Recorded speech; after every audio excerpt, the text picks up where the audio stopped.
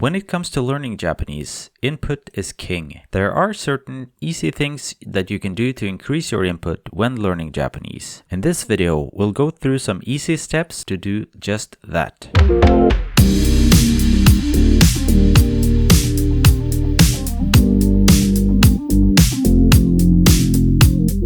Remember to like and subscribe to show the algorithm that you're serious about learning Japanese and to get more interesting videos onto your feed. A large part of your input when learning Japanese will come from reading. We covered that in the last video, which you can watch here in case you haven't done so already. In this video, however, we'll cover how to get a lot more reading done throughout the day without you necessarily having to set aside a specific time to do it.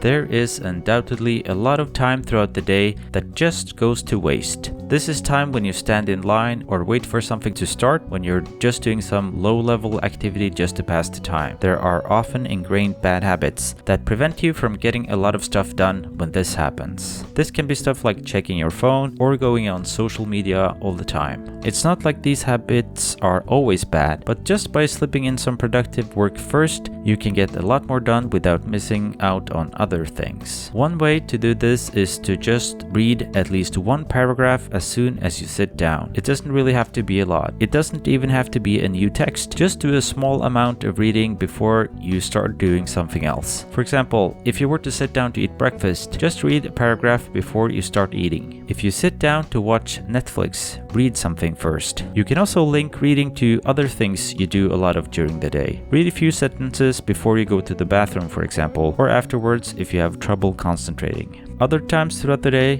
when you can usually get some extra reading done include in the morning after you've brushed your teeth, in the evening before going to bed, when you're waiting for the bus or a train, when you're waiting for a meeting or a class to start, when you're waiting in line at the supermarket, when you're waiting for your friends, or when you just don't have anything else to do.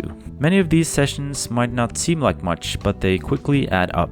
The reason this works so well is that reading often will train your brain to look for more opportunities to read. The easier it becomes to get started, the easier it will be to get a lot of reading done. This works in the same way you train yourself to always check your phone whenever you have a spare moment. Another important point is that once you get started, it's also a lot easier to keep going.